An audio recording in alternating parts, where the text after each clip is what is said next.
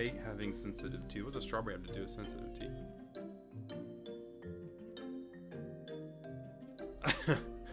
The slow-mo reaction. So the real question here is, what causes sensitivity, Bentist, and how many different ways can it happen? And why the heck is even biting into a strawberry causing this girl's sensitivity? Let's answer all. So really there is two ways that can cause sensitivity. One has to do with your enamel and the other one has to do with your gum tissue. I know that's kind of weird. Your gums cause sensitivity. Well, kind of. Let's talk about it. So the first one is your enamel. You see, your enamel is like a hard outer shell. It protects the inside of your tooth, the dentin, the nerve, the blood vessels, everything else. And so in two different ways, if you wear down that enamel over time by brushing or doing something like that, that can cause sensitivity, because when you get into the dentin side and your enamel layer weakens, it's easier to penetrate with cold air, things like that, to your nerve. Another thing we see is when you grind your teeth.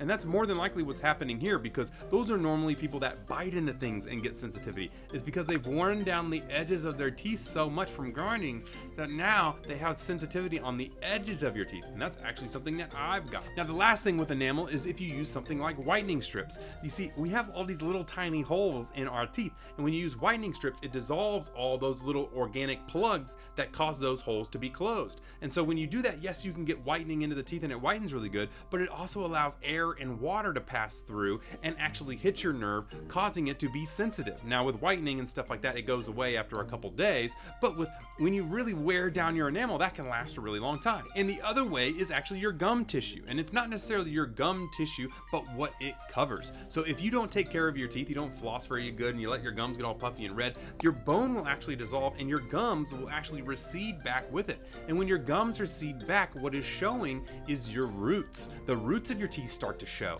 And we know how we talked about those little holes in the enamel? Well, those are plugged with organic matter and they're much smaller. The holes in your roots are way bigger and they don't really get filled up with organic plugs. So anytime you have any root showing at all because of bone loss or gum loss or whatever it is, you're gonna have hypersensitivity. Now, you're not gonna have it when you bite into something like a strawberry, but you will have it if you're drinking something cold, or if you're brushing your teeth, even you may get a little bit of sensitivity down there, or even anything like that will really cause some zingers to pop through your mouth.